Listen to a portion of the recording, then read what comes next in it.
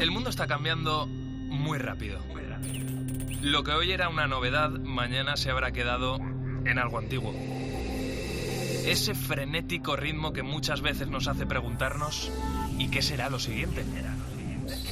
Velocidad que genera incertidumbre, a veces miedo, pero también intriga, ilusión y sobre todo emoción por conocer. La ciencia, la tecnología, la innovación, los cambios sociales nos empujan para seguir avanzando.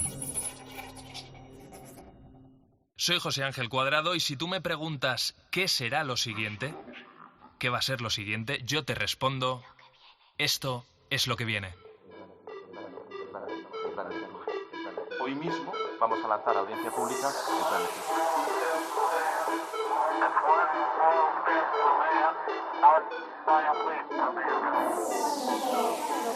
Haya 0 emisiones de CO2 en 2050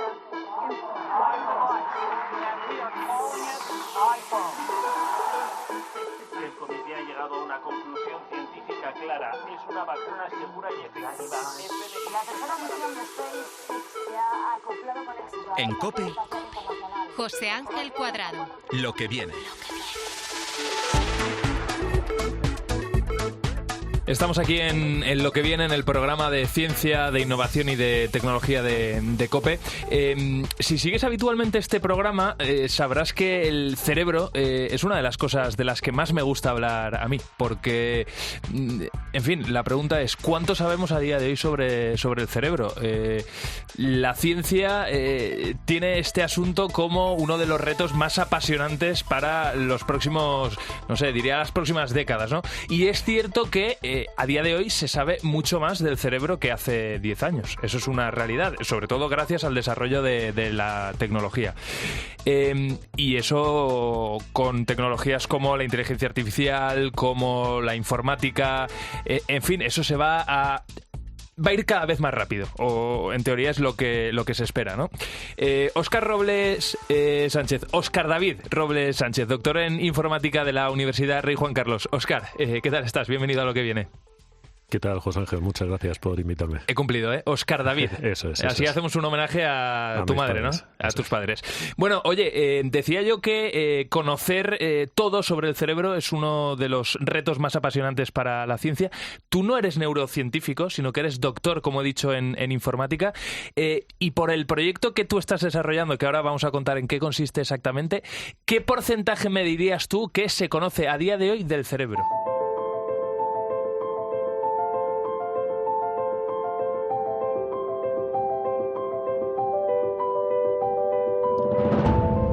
Difícil pregunta. Es que eso es complejo, porque, por ejemplo, de la estructura del cerebro se sabe muchísimo. Es decir, se sabe, por ejemplo, que dos neuronas producen lo que se llama una sinapsis, entre ellos hay un intercambio de potasio, calcio, etcétera. Pero ¿por qué a través de eso tú te acuerdas de cuando tenías 16 años de una cosa y no de otra? O cuando ves una imagen, tú tienes un recuerdo, se te produce algo, una imagen en el cerebro, y por qué en otra. Es decir, ¿cuál es la relación entre eso y el funcionamiento del cerebro? Prácticamente nada. Fíjate. Bueno, vamos a contar, si te parece, el proyecto en el que tú estás enrolado ahora mismo. Básicamente, por explicarlo de una manera sencilla, porque la gente que escucha Lo que viene es gente de toda índole, ¿no? Hay gente más especializada en ciencia o que conocerá más sobre ciencia y gente que esto le queda muy lejos, ¿no? Tú básicamente estás desarrollando una plataforma gracias a la cual podéis representar el cerebro, para que la gente lo entienda, de una manera mucho más sencilla de lo que se había hecho hasta ahora. Eso no sé si se puede bautizar como gemelo virtual del cerebro, es decir, una representación virtual digital que vosotros vais a poner a disposición de neurocientíficos, gente que esté estudiando el cerebro, ¿verdad? Explícanos también de manera sencilla qué cambio habéis ofrecido a toda esta gente que está estudiando ahora mismo el cerebro. Pues efectivamente esa es una de las representaciones que van a tener disponibles los neurocientíficos.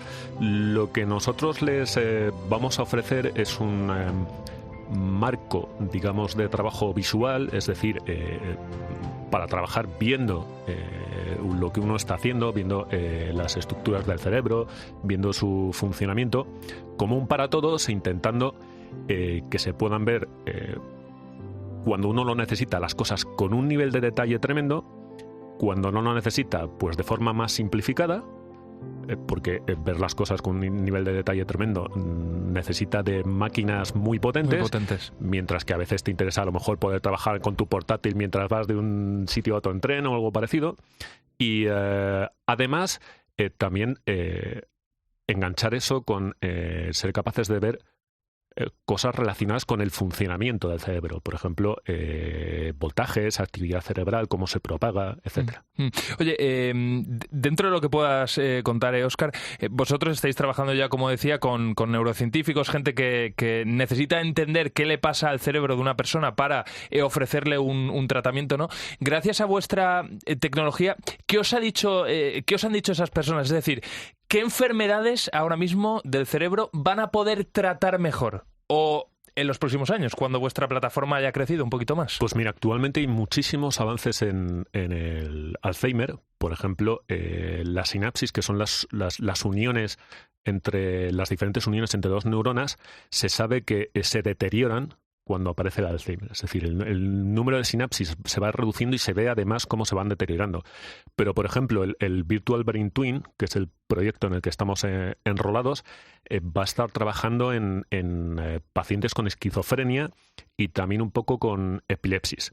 La idea es que a través de todas estas herramientas, en lugar de perforarle a la gente la cabeza y meterle electrodos, que evidentemente es una cosa molesta, pues se puedan adquirir información del cerebro de los pacientes, volcarlo sobre ese Virtual Twin, ese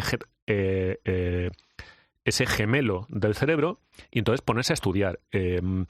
Por ejemplo, el uso de determinadas medicinas o drogas respecto a otras, el efecto que puede tener un determinado cambio en el estilo de vida y, ¿por qué no?, qué efecto puede tener una determinada cirugía. Entonces, eso te permite probar todo lo que quieras sin poner en peligro ni el cerebro ni la vida del salud, paciente. Efectivamente, claro, del paciente. Entiendo yo que también gracias a esto se va a poder personalizar al milímetro, ¿no?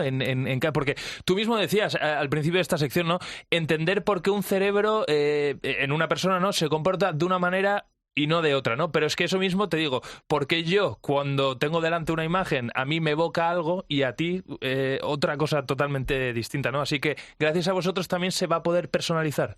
Esa es exactamente la idea. Ahora, cuando si tú conoces a alguien que tenga epilepsia, sabes que hay una serie de tratamientos determinados y que, bueno, pues en algunos casos los más avanzados arriesgan a ir a una determinada región del cerebro, más o menos siempre a la misma, y hacer ahí alguna pequeña operación mecánica.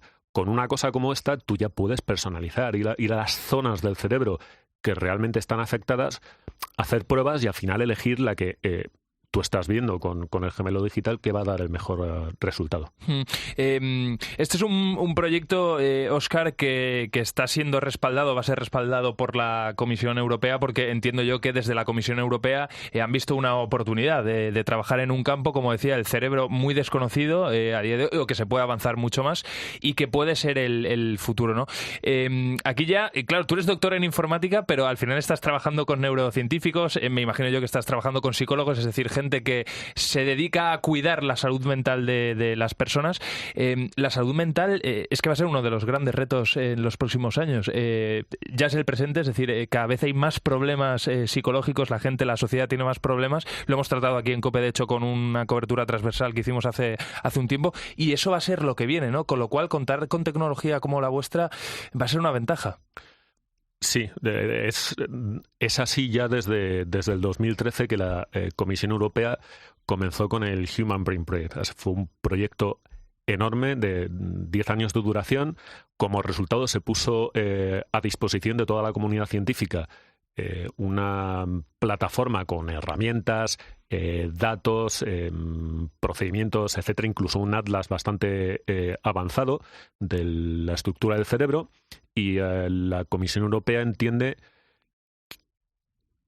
que es tal la importancia de esto que, por un lado, está el mantenimiento, el avance y el hacer crecer esa plataforma a través de otro proyecto que se llama iBrains 2.0, que también ha empezado ahora el 1 de enero, y por ejemplo, Virtual Brain Twin. Este Virtual Brain Twin, como decías tú, Óscar, a medio plazo, ¿habéis pensado que la plataforma también recomiende al neurocientífico en concreto, al neuropsicólogo, tratamientos concretos? Es decir, me imagino, no lo sé, vais a trabajar con Big Data y con mucha más tecnología que al final va a ir chupando, ¿no? Por decirlo de una manera muy fea, pero muy sencilla, mucha información, muchos datos. Entiendo yo que va a establecer patrones y eso va a permitir que se puedan ofrecer recomendaciones a la gente que trabaja con un paciente concreto.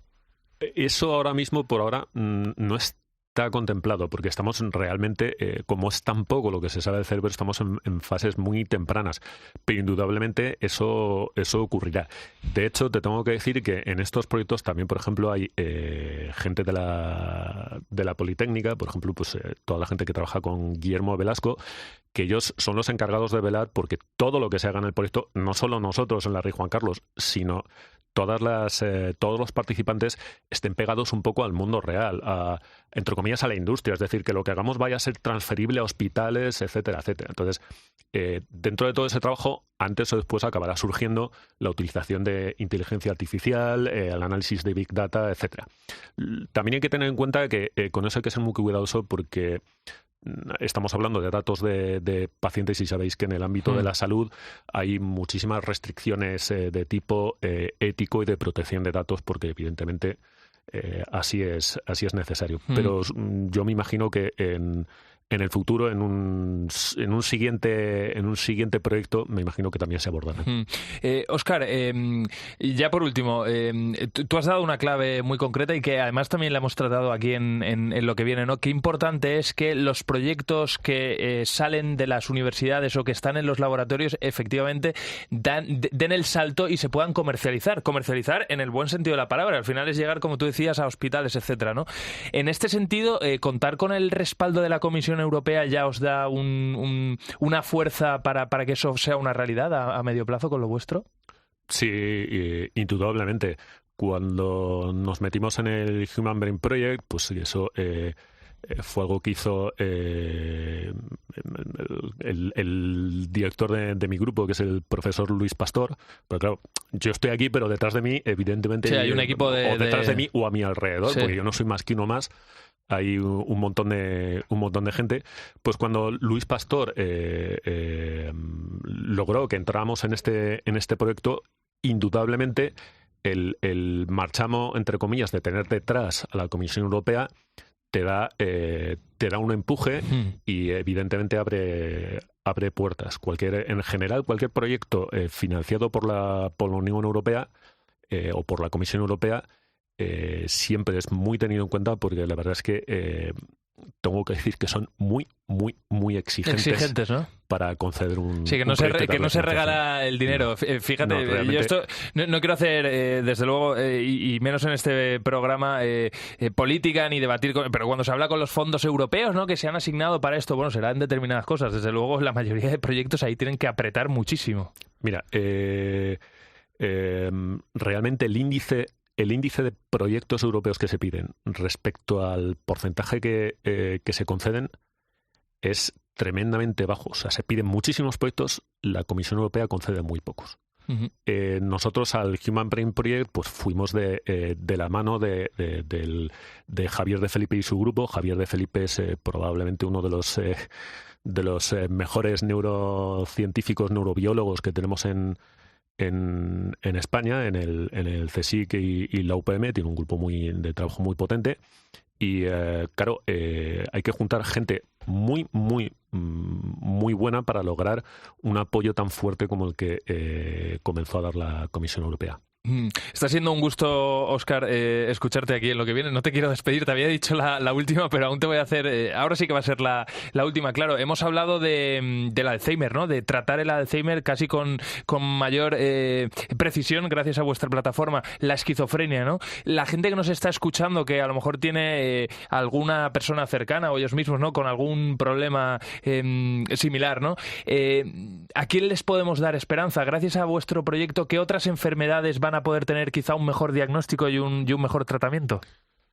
Hombre, en el alcance del proyecto, en algún punto está previsto, por ejemplo, trabajar con pacientes de ictus, Entonces, yo te diría que en general todo esto se irá abriendo. Es decir, ahora tenemos 3 años por delante para trabajar duro y avanzar, concentrados, por ejemplo, en la esquizofrenia, pero en el fondo es conocer la estructura del cerebro, conocer el funcionamiento del cerebro y preparar una tecnología que permita su estudio personalizado para los pacientes. Entonces, espero y estoy convencido de que pasados esos 3 años con ese gemelo digital se podrá abrir el abanico a un amplio conjunto de enfermedades contra las que luchar y ayudar a los pacientes. Bueno, pues aquí en lo que viene, casi en primicia, hablando con Óscar David Robles Sánchez, que es doctor en informática de la Universidad Rey Juan Carlos, una de las personas que está al frente de este proyecto de crear un gemelo virtual del cerebro para entenderlo un poco mejor y que los tratamientos que se puedan ofrecer a algunas personas que tengan alguna enfermedad relacionada con el cerebro sean más certeros. Pues Óscar, solo puedo que desearte muchísima suerte para esos 3 años que vienen por delante y que el proyecto llegue a buen puerto. Nos vas contando, si te parece. Perfecto, será un placer. Muchísimas gracias a vosotros por darnos visibilidad y contar todo esto. Un abrazo. Gracias. En COPE, lo que viene. José Ángel Cuadrado.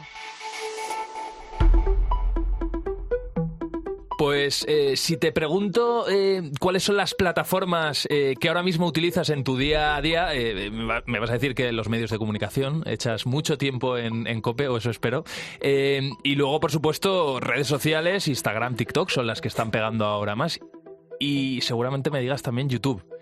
Y en YouTube, los shorts. Yo te reconozco que paso muchas horas en el día consumiendo shorts y dándole con el dedito hacia arriba.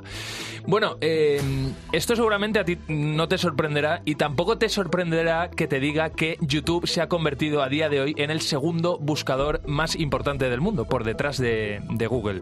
La gente ya para cualquier cosa se mete ahí, teclea lo que necesita y te sale pues desde un unboxing a cualquier cosa, ¿no? Vídeos también de entretenimiento.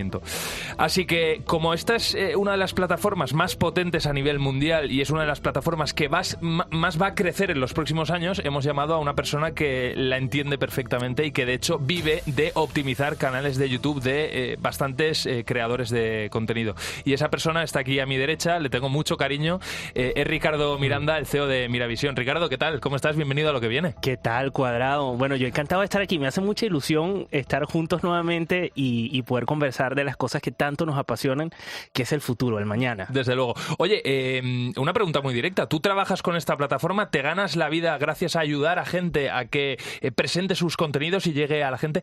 ¿Por qué crees tú que YouTube se ha convertido en el segundo buscador más importante del mundo? ¿Qué tiene esta plataforma con respecto a otras? Bueno, el elemento principal que nos acompaña en el día a día hoy a todos los seres humanos que tenemos un teléfono en la mano, que es el vídeo. El vídeo se ha convertido en esa respuesta que buscamos y a veces hasta la que no buscamos, porque estas redes sociales nos invitan a descubrir contenidos precisamente a través de este formato, del vídeo. Y le acompaña, por supuesto, el hecho de que sea un hermano de Google, que es el primer buscador más usado del mundo. Y creo que el hecho de que ambos hagan sinergia, Google y YouTube, sin duda alguna, lo convierte en una herramienta súper potente en nuestro día a día. Y creo que lo que viene, que vendría siendo la incorporación de inteligencia artificial generativa y nuevas tecnologías, van a potenciar mucho más estas herramientas y, por supuesto, nos van a ayudar muchísimo en el día a día.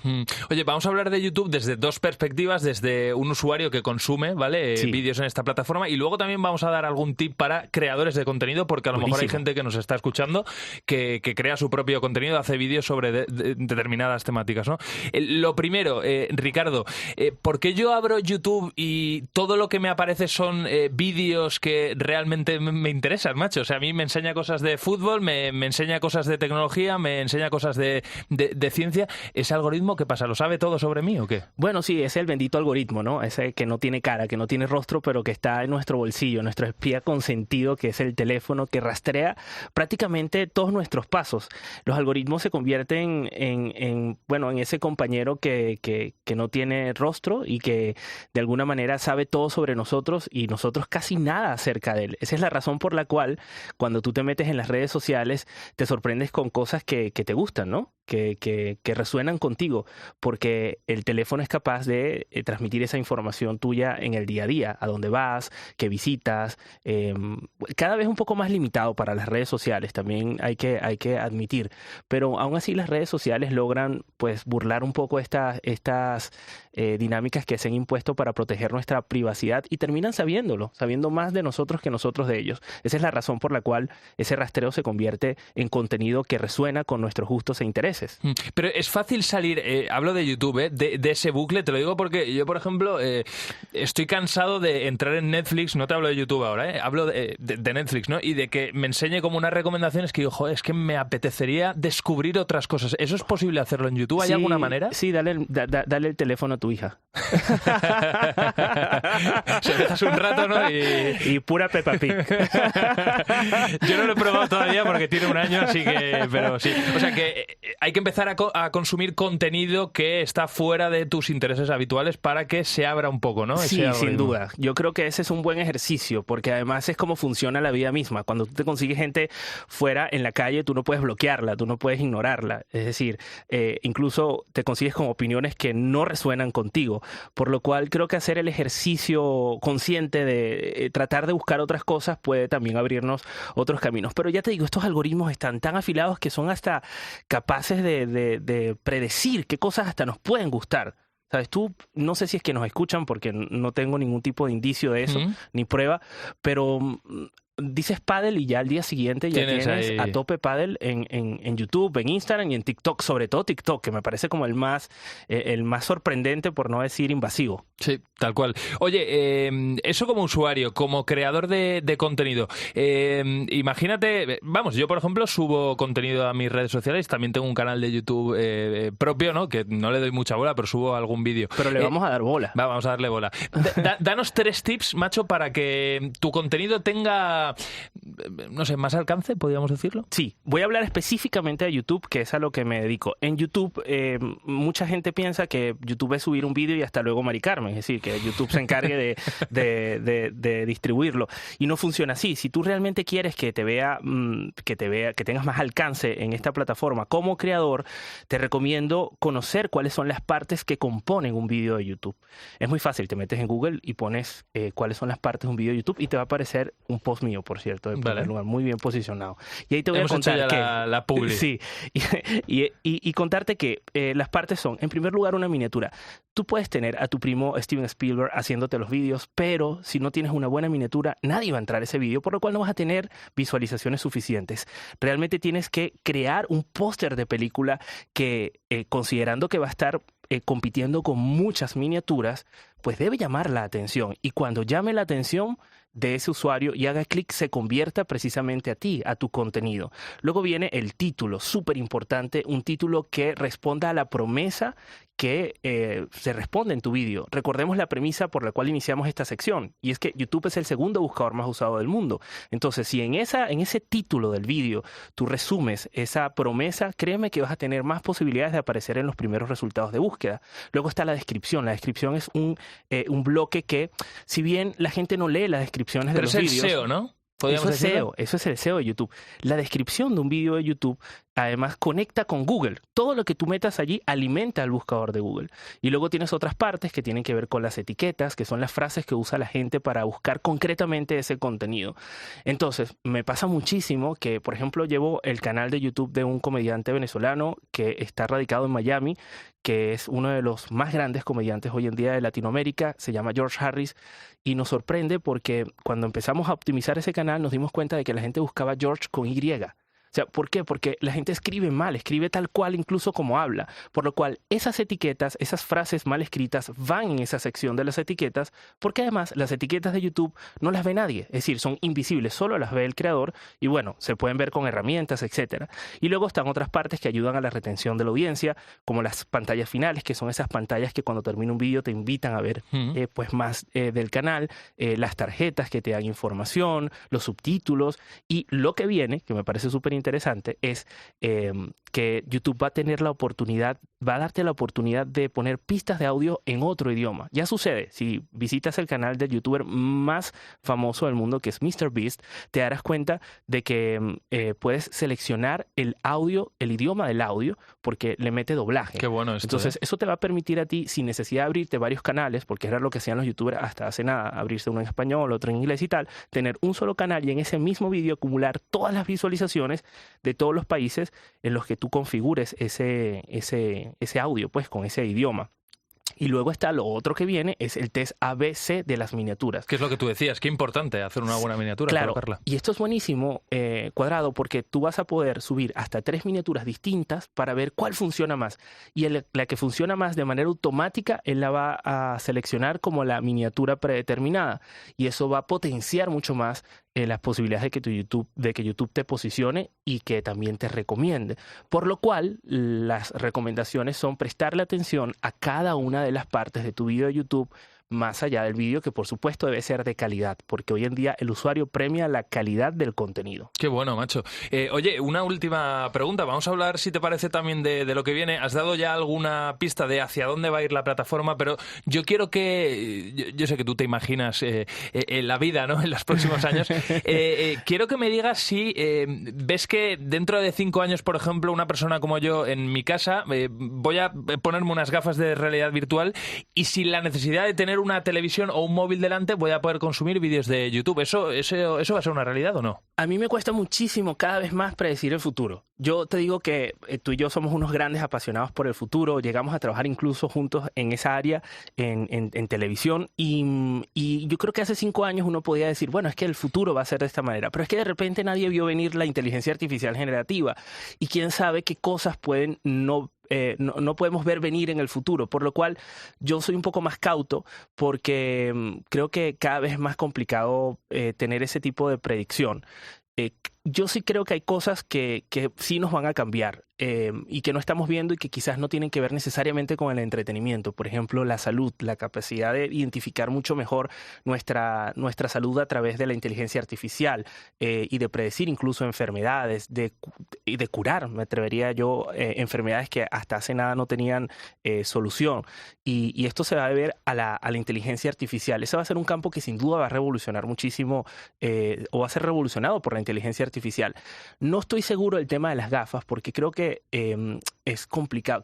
Por ejemplo, Apple se la está jugando muchísimo con las gafas de realidad virtual que sacó, las Vision Pro, según mi punto de vista, porque creo que todavía no existe ese hábito de consumo de tener estos aparatos puestos todo el día. Claro. Aparte que son carísimos. Y luego de que tú te los pones y te sorprendes, la siguiente pregunta que te haces es, ¿qué hago con esto? Claro, ¿de qué me sirve, no? ¿De qué me sirve? O sea, realmente, ¿qué necesidad resuelve? Partamos de la premisa de que la innovación no es precisamente la tecnología. O sea, sí, está asociado a la tecnología, pero la innovación es resolver una necesidad. Y si estas gafas no resuelven una necesidad, pues son un cacharro más que sorprende, pero no son innovadoras. Tal cual. Oye, Ricardo, abusando de tu presencia aquí en lo que viene, Para nada. Recomiendo a la gente, por cierto, que te siga en redes sociales. A mí me gusta mucho el Tech News que ofreces en Instagram, que es un informativo sobre tecnología y ciencia de un minutito y poco. Yo me los he visto todos y además mucha gente porque tienen muchas reproducciones, ¿no? En los próximos meses, ¿qué gadgets, qué a nivel tecnológico nos va a sorprender? Porque tú sigues el día a día de grandes empresas como Apple, Microsoft, ¿no? ¿Qué tienes ahí en mente? ¿Qué has visto que no sea masivo, que no lo conozca todo el mundo, pero que tú lo tengas ahí en el disparadero? Mira, es curioso porque el gadget que menos pensamos es el que está llamando más la atención y se presentó recientemente en el CES de Las Vegas, que es el evento de tecnología más importante del mundo. Hablamos de él, la semana pasada en lo que viene. Entonces es un aparato que se llama, ahora mismo creo que se llama R1 o algo así, ahora mismo no me sé exactamente el nombre, pero es una tontería. ¿Qué ¿vale? Es como, ¿tú recuerdas los Tamagotchi? Sí. Bueno, imagínate un Tamagotchi pero versión ChatGPT. Vale. Vale, o sea, es como una mascotica que esto no lo han logrado o no lo han querido implementar, no se han querido mojar, ni Google, ni Apple, ni Microsoft, o ni siquiera Amazon con sus asistentes virtuales. Si tú al día de hoy le preguntas a Siri algo, o a Google Home, o a Alexa, y quedan como unos tontos, como unas tontas, o sea, porque, claro, luego tienes el día a día con el contacto con ChatGPT que realmente te resuelve, te responde y te entiende, porque no hay nada más frustrante que le preguntes algo a Alexa y no te entiende y caes como un bucle de señora, por favor, edúquese, sea Alexa GPT. Entonces, claro, este aparatito, este Tamagotchi, que no es un Tamagotchi, vamos, sí se moja. Entonces tú lo puedes entrenar, ¿sabes? Le puedes preguntar cosas y es como, básicamente, claro, esto tiene sus días contados ese aparato porque en el momento en el que Apple decida meter Siri GPT, hasta luego Mari Carmen también con ese aparatico. Pero fíjate que ese es el aparato que creo que, o sea, eso que representa el aparato, la irrupción de la inteligencia artificial generativa en los dispositivos que ya tenemos, creo que va a ser el gran cambio al que nos vamos a enfrentar en los próximos meses. Fíjate que una de las cosas que más les ha llamado la atención a nuestros seguidores en lo que viene y también a nuestros seguidores en redes sociales, porque hicimos un vídeo muy cortito subido a las redes, ¿no? A Instagram y a TikTok de COPE sobre las novedades del CES, fue precisamente una almohada antirronquidos. No sé si la has visto. Sí. Cuando identificaba que la persona se había dormido y estaba roncando, se inflaba y entonces te doblaban la cabeza a 30 graditos porque en teoría eso es lo necesario para que se te abran bien las vías respiratorias y dejes de roncar. O sea, yo necesito eso para seguir viviendo, pero urgente. Y además para que no me pidan el divorcio, porque además es grave el ronquido. Se están cansando ya, sí. La parienta, ¿no? Ricardo Miranda, CEO de Miravisión, ha sido un lujo estar contigo, entender un poquito más YouTube. Recomiendo eso a la gente que te siga en redes sociales, es muy fácil. Coloca Ricardo Miranda y sales y que te vaya muy bien. Muchísimas gracias, Cuadrado. Me encanta estar en estos espacios que hablan de eso que tanto nos gusta, que es el futuro. En COPE, lo que viene. José Ángel Cuadrado. Tras la crisis del 2008, 2009, 2010, con miles de puestos de trabajos destruidos, el emprendimiento se planteaba como la única o una de las únicas soluciones para todas aquellas personas que no encontraban una alternativa y necesitaban, evidentemente, comer, ingresar al final de mes. Hubo un boom de startups, de empresas emergentes, de ideas, algunas muy buenas, pero desgraciadamente también hubo mucha gente que emprendió sin los conocimientos adecuados y sin las capacidades psicológicas idóneas, porque es verdad que cuando una persona emprende, y yo lo digo porque lo he hecho, tienes que superar algunas cosas. O sea, es complicado arrancar un proyecto, tener el presupuesto justo y ver que no llegas al final de mes y que a lo mejor has pedido un préstamo, no estás ingresando, en fin, que la presión es bastante grande, ¿no? Bueno, la realidad es que tras este periodo del 2008, 2009, 2010 y sobre todo los años siguientes, 2011, 2012, la situación económica ha mejorado, al menos un poquito, no estamos como estábamos, y el mercado de las startups se ha estabilizado hasta cierto punto. El crecimiento ya no es tan brutal, al menos no se crece a ese ritmo, ¿no? Aún así es posible que tú mismo o alguien de tu entorno se esté planteando emprender, que eso sea lo que venga en tu vida. Y la pregunta es si tienes todo lo necesario para hacerlo. Javier García Manzanedo, ¿qué tal? ¿Cómo estás? Bienvenido a Lo que viene. Pues muchas gracias por tu gentil invitación. Nada, es un lujo tenerte aquí con nosotros. Oye, Javier, ahora enseguida te presento, pero antes quiero que me respondas a esta pregunta. ¿Qué porcentaje del éxito de una empresa emergente, de una startup, se puede atribuir a un líder sólido a nivel psicológico o mental? Llámalo como quieras. Bueno, a lo largo de la entrevista separaremos un poco lo que tiene que ver lo psicológico, lo mental, ¿no? Yo te diría que el 100%. El 100%. ¿Y por qué? Porque además de haber unos rasgos de personalidad, unos rasgos cognitivos, afectivos, etcétera, que son muy diferenciales entre emprendedores de lo que no lo son, que todas las decisiones que los emprendedores toman generalmente están mediados por su personalidad. Y la personalidad no es más que ese conjunto de características emocionales, cognitivas, como te digo, sociales, conductuales, que distingue a un emprendedor de lo que no lo es, ¿no? Entonces, digamos que sus estilos de comunicación, tomas de decisiones, respuestas ante el estrés, etcétera, depende de cada persona. Entonces, cuando hablamos de toma de decisiones, estamos hablando de toma de decisiones a la hora de gastar más caja o menos caja, a la hora de lanzar un plan de marketing o menos. Sus estilos de comunicación, estamos hablando de cómo se relaciona con el equipo, cómo no. Entonces, al final yo te diría que si la idea es buena, el 100% depende del emprendedor. Bueno. Es una respuesta muy contundente. Oye, Javier, Javier García Manzanedo, eres psicólogo desde el 94, han pasado ya unos cuantos años. Estuviste 30 años trabajando en posiciones directivas de varias multinacionales y después de eso, ¿qué pasó en tu vida? Porque a mí también me gusta aquí conocer un poco las historias personales de la gente que traigo, ¿no? al programa Lo que viene. Te iba muy bien, macho, ¿por qué saliste de ahí? Bueno, porque llega un momento que, como tú dices, te va bien y entonces pues piensas en nuevos retos, hacer cosas distintas, nuevas, ¿verdad? Y comencé pues empezando algo que había dejado parado en el año 94, 95, que fue la tesis doctoral, y empecé a investigar y a leer sobre la psicología del emprendimiento. Y entonces me di cuenta que había un gran campo de ayuda a algo que me parece un factor económico fundamental en este país, que es el emprendimiento. Es decir, si en este país emprendiéramos todos bien y más, pues probablemente no necesitaríamos tanta subvención y tanta ligazón a determinados poderes, ¿no? En cualquier caso, pienso que si podemos poner al servicio de los emprendedores y de los inversores, porque esto no solamente va de emprendedores, va de inversores, un conocimiento que les ayude a, digamos, a minimizar posibles fracasos, pues qué duda cabe, pues es fundamental.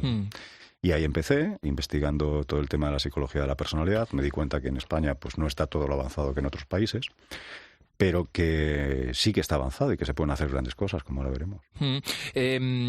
Claro, si te parece, a la hora de definir un perfil de los emprendedores que hay ahora mismo, se pueden poner encima de la mesa varios perfiles. Gente más joven y gente, evidentemente, como tú decías, ¿no? A partir de los 50 quizá, que no les quede más remedio, ¿no? Que autoemplearse. Esto lo hablábamos fuera de micros, ¿no? Pero sí que quería que nos centráramos en la gente más joven, si te parece, y analizar qué perfiles tenemos ahora mismo de gente joven relacionado con la situación coyuntural a nivel social que están viviendo, ¿no? Y eso cómo se va a trasladar en los proyectos que van a desarrollar. Porque, por ejemplo, se dice que ahí ya tú me cuentas, ¿no? Que los jóvenes de hoy en día, pues por ejemplo, llevan peor que antes que se les diga que no a algunas cosas, ¿no? Y eso de alguna manera, ¿cómo se traslada luego a la empresa? Si no les va bien, ¿cómo pues reaccionan? Te lo traslado no solo a la empresa, te lo traslado a una competencia o a un rasgo muy específico de personalidad que está estudiado y que se mide, que se llama autonomía. La autonomía dentro del emprendimiento es el no quiero que me digan cómo hacer las cosas. No me gusta obedecer. ¿Eso es bueno o es malo? Te pregunto. Depende. Entonces, yo he tenido emprendedores en nuestro gabinete que son muy autónomos y que esa autonomía les ha llevado a tomar decisiones cuando no debían. Sobre todo si son jóvenes, porque ya sabes tú que la juventud normalmente correlaciona con la inexperiencia, no por otra cosa, sino porque no han tenido tiempo de vivirlo, ¿no? Entonces, todo eso forma un mix de muchas dimensiones, de muchos rasgos de personalidad, competencias y demás, que es importante tenerlo en cuenta. Te voy a poner un caso que de vez en cuando lo cuento en entrevistas. En un momento me enfrenté, o por indicación de un inversor, de un importante inversor, a que auditáramos, hiciéramos una auditoría de la personalidad, de los rasgos y de las competencias de un emprendedor. No voy a poner sexos, para no dar pistas, ¿no? Entonces nos encontramos que este emprendedor había fundido pues 350 y tantos mil euros en 6 meses, 7 meses, ¿no? Tomando decisiones que la mayoría de las veces no habían sido consensuadas. Entonces vimos rápidamente y resumiendo, pues vimos que era una persona que tenía una gran autonomía, es decir, no le gustaba. Hacía esto por estar libre, por ser libre. No le gustaba dar cuentas de nada. Resumiéndolo a grosso modo, ¿vale? Además vimos que tenía una toma de decisiones, o el perfil de toma de toma de decisiones era no el adecuado y la toma de riesgos altísima. Le daba muy poco miedo el riesgo, ¿no? A grandes rasgos, ¿no? Conclusión de esto, pues me decía, ¿y esto qué significa, Javier? Que tú sabes, pues mira, le has comprado una bicicleta eléctrica de las de 14.000 euros, se ha tirado cuesta abajo sin saber montar en bici y encima le han robado la bici. ¿Y esto cómo me...? Pues claro, es que en el ambiente inversor, por así decirlo, esto no se conoce. Yo tengo muchos inversores que dicen, pero esto se puede medir. Pues claro que se puede medir. O sea, tú piensa una cosa, para nosotros medir esto es lo mismo que si tú llevas a tu hija Lucia al médico y si le duele la tripa, lo primero que le hace es un escáner, por ejemplo, o un análisis. Y si te duele un hueso o lo que fuera, pues te haces una radiografía. Bueno, pues nosotros los psicólogos, y cuando digo psicólogos, subrayo psicólogos, porque estas pruebas no están a disposición de ningún otro profesional, no las puedes adquirir y mucho menos suministrar, ¿vale? Los psicólogos tenemos nuestras propias radiografías, que también se llaman test, se llaman psicotécnicos, ¿vale?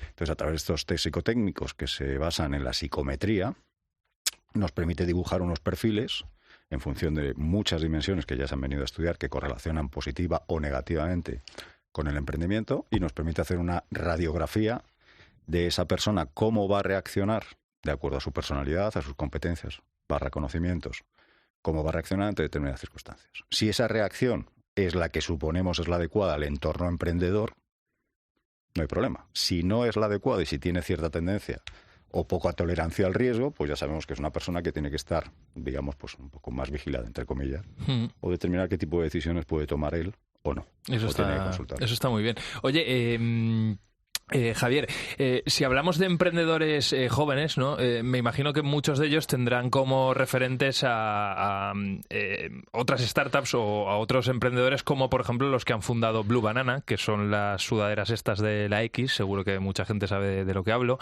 Tendrán como referentes a los chicos de Nude Project, que también son una marca. Bueno, empezaron como marca de ropa, ahora están haciendo de todo. Tienen su propia bebida energética, tienen su podcast, que lo están reventando en YouTube y en redes sociales. Me imagino que tendrán como referente a Pedro Buerbaum, por ejemplo, que tiene Wallcast, ¿no? Y que tiene su propio club de inversión. ¿Es necesario que la gente joven se parezca a estos nombres que te he puesto encima de la mesa para triunfar o no necesariamente? Si se parece, el malo. Porque entonces van a ser la copia. Lo importante es que entiendan qué les ha pasado a esos chavales, en general.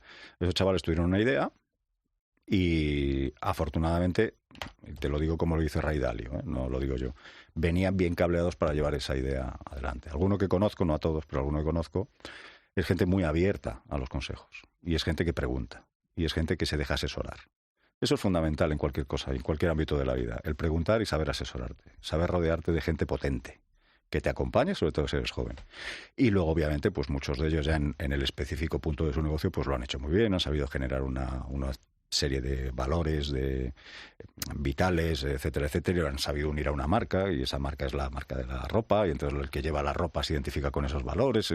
Lo han hecho muy bien, y desde aquí, desde luego, mi felicitación. Lo han hecho muy bien. Los de Hawkers en su día, que también además vendieron la empresa y les salió muy bien porque ganaron mucha pasta, ¿no?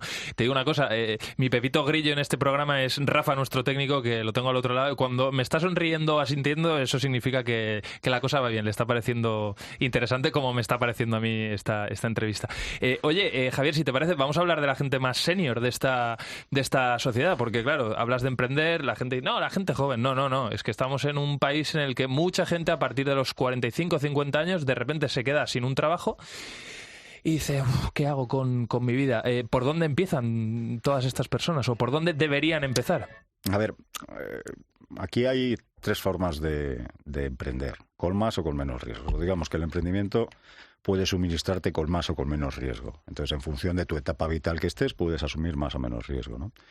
Emprender no es ni más ni menos que generar un trabajo primero para ti y después para otros. Y como te decía antes, creo que es fundamental ahora mismo para la estructura social y económica de este país que la gente emprenda y que las administraciones se involucren en el emprendimiento de esas personas y los fondos de inversión, bancos, etcétera, ¿no? Como te comentaba, hay 9 de cada 10 personas que empiezan emprendiendo ya mayores, pues por un ERE de estos que están ocurriendo ahora y demás, lo hacen a través de modelos de franquicias, que están muy tutelados hasta el momento de la apertura de la franquicia, es decir, es un emprendimiento muy controlado. Hay otros que lo hacen a través de poner en marcha una idea que puede funcionar o puede no. La estadística que hice, bueno, pues que 1 de cada 10 startups, una de cada 10 llega a los primeros 5 años de vida. Más o sea, menos. Las otras 9, chao. Chao pescado, ¿no? No se dice así. Entonces, bueno, pues todo esto hay que tenerlo en cuenta, ¿no? Por ejemplo, las empresas de reciente creación vienen más o menos los números a decir que el 40% de las empresas sobreviven los 5 primeros años. Entonces, bueno, ahí es el emprendedor, su situación vital, social, económica, el que tiene que tomar una decisión. Sobre todo, si como estamos viendo, pues esta sociedad apunta a que a que los seniors ya a partir de 45 años, lo vamos hace un momento, ¿no? En Madrid hay más de 65.000 parados de más de 45 años y 114.000 mujeres. No sé si Telefónica los va a readmitir. No, es una broma, ¿no? O cualquier otra. Entonces, es difícil. Entonces, es una perspectiva que tiene que tomarse y tiene que saber que no solamente es poner en marcha una idea, sino que hay muchas otras cosas que tiene que tener en cuenta, principalmente saber sobre la idea. Oye, Javier, si te parece, vamos a hablar, y estamos terminando ya esta entrevista, de la inteligencia artificial, ¿no? Y cómo eso, cómo la irrupción de esta tecnología va a cambiar la mente o está cambiando la mente de los trabajadores. Te diría yo ya en todos los sectores. Tuvimos aquí en Lo que Viene hace unos meses a Daniel Seijo, que es un emprendedor que está metido de lleno en la inteligencia artificial. Una mente para mí es increíble haberle conocido porque la verdad que todo lo que cuenta es muy interesante. Y él decía, mira, para la gente que tenga miedo a la inteligencia artificial como sustitutivo de una persona. Decía, no, a ti el trabajo no te lo va a quitar la inteligencia artificial. A ti el trabajo te lo va a quitar una persona que sepa utilizar la inteligencia artificial, ¿no? Esta tecnología, ¿cómo está cambiando el mundo de las startups y cómo lo va a cambiar? Bueno, y de las empresas. Mira, yo te cuento. A nivel de las startups que se dediquen a montar ideas a través de la inteligencia artificial per se, oye, pues fenomenal, ¿no?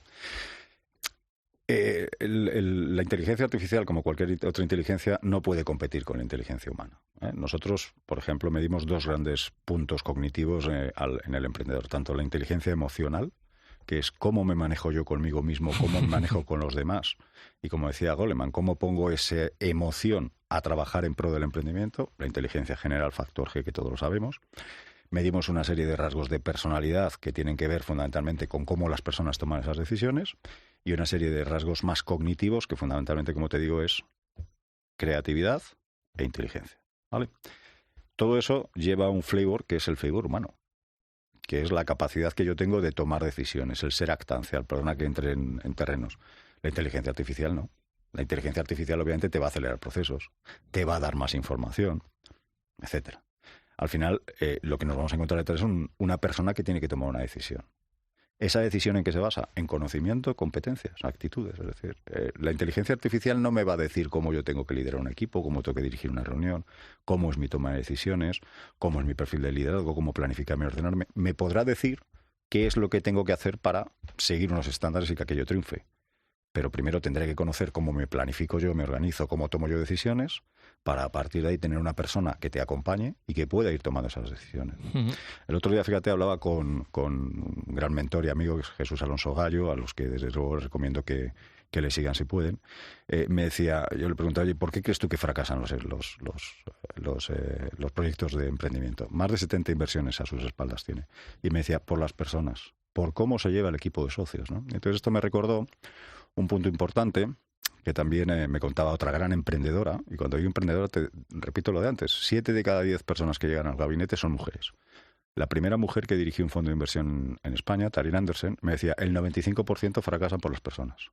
Y es gente que ha invertido y que mueve la inversión hacia eso. Entonces, esto me recordó a la NASA. Todos sabéis lo que es la NASA, ¿verdad, queridos oyentes? Bueno, pues la NASA, cuando monta a la gente en una nave, no le importa lo que cada uno sabe, porque se supone que lo sabe hacer. Y la nave tiene la inteligencia artificial suficiente como para manejar los procesos, automatizarlos y demás. ¿Qué es lo que le preocupa? ¿Qué crees tú? ¿Cómo las personas van a encajar entre ellas? No. ¿Van a estar en un espacio cerrado? ¿Cómo van a ser capaces? Muy pequeño. Muy pequeño, con mucho estrés, con mucha... Eso es lo que realmente les tiene en cuenta, ¿no? Entonces, la pregunta es, ¿eso se puede medir? Sí. ¿La inteligencia artificial lo puede medir? Bueno, todas las pruebas las podemos automatizar y se miden y sale un diagnóstico que está basado en unos baremos, ¿no? Cuando te digo lo de diagnóstico, baremos, etcétera, es un tema muy importante. Aviso a navegantes. Yo vengo observando que últimamente pues todo el mundo hace test de emprendimiento. Pero ¿quieres ser emprendedor? Rellena este test. Ojo con esto, ¿eh? Ojo con esto. ¿Tú a Lucía le harías un test de estos de la enfermedad innombrable que viene de China o le harías uno de las grandes... Sí, sí. Pues lo segundo, evidentemente. Esto es lo mismo. Entonces yo creo que, y ya respondiendo a tu pregunta, la inteligencia artificial ¿qué hace? Pues te va a automatizar procesos, te va a dar información muy rápida, pero al final el conocimiento procedimental, qué hacer con esa información, va en la persona, ¿eh? La misma información para una persona que es aversiva al riesgo no significa esa misma información para otra persona que tiene absoluta tolerancia al riesgo, o locus de control interno, o mucha más estabilidad emocional, o un perfil de neuroticismo más bajo versus un perfil de neuroticismo más alto. Una misma noticia para una persona con cero tolerancia al estrés le puede suponer al día siguiente, o en el momento, una crisis de ansiedad. Sí, sí. Y al otro no. Y es la misma noticia o es el mismo proceso que ha sacado la inteligencia artificial. Yo no lo creo. Qué importante la gestión. Como tú decías, ¿no? La relación entre las personas.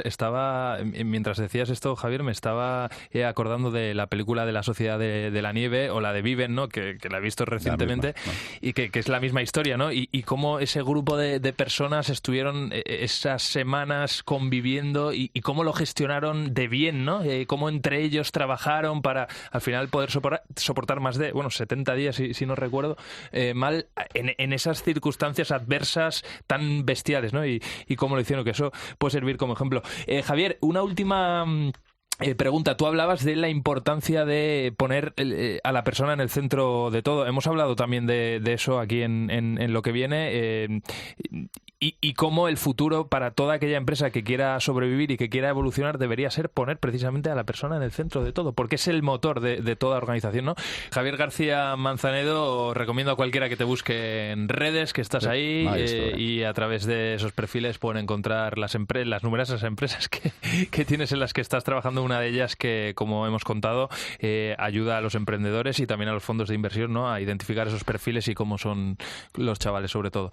Javier, ha sido un lujo escucharte aquí en Lo que viene y estamos en contacto, si te parece. Pues encantado, un placer estar en esta casa como siempre y me tenéis a vuestra disposición para lo que necesitéis. Cuídate mucho, un abrazo, amigo. Gracias. Hasta luego. En COPE, Lo que viene. José Ángel Cuadrado. Pues hasta aquí una nueva entrega de Lo que viene, hasta aquí este programa de COPE en el que hablamos de ciencia, en el que hablamos de tecnología, en el que hablamos de innovación, en el que hablamos también de cambios sociales. Soy José Ángel Cuadrado, como siempre te digo, tienes nuestros mejores contenidos en redes sociales y el programa completo lo puedes encontrar en cope.es, es tan sencillo como buscar programas, ahí tienes Lo que viene y una pestañita con podcast. Nos volvemos a escuchar en el mismo sitio, ya a la misma hora. Un abrazo y hasta la semana que viene. Hasta siempre.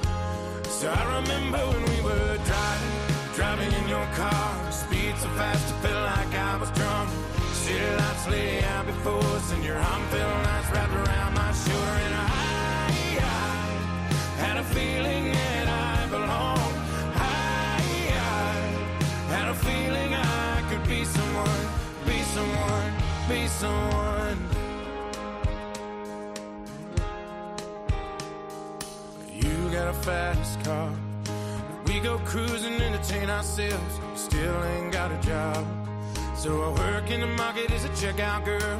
I know things will get better. You'll find work and I'll get promoted, and we'll move out of the shelter, buy a bigger house, live in the suburbs.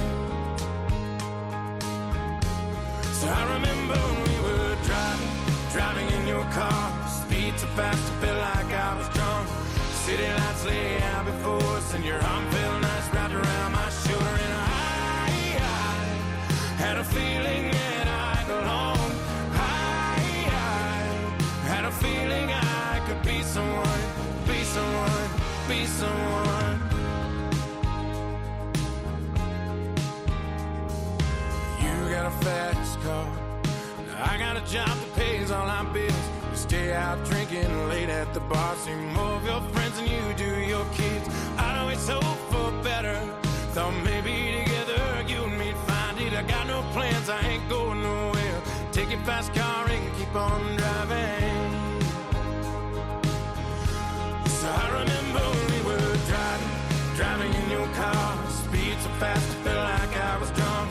City lights lay out before us, and your arm felt nice wrapped around my shoulder. And I had a feeling that I belonged. I had a feeling I could be someone, be someone, be someone.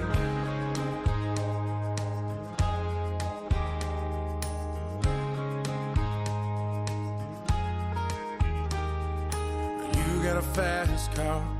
Is it fast enough so we can fly away? Still gotta make a decision. Leave tonight or live and die this way.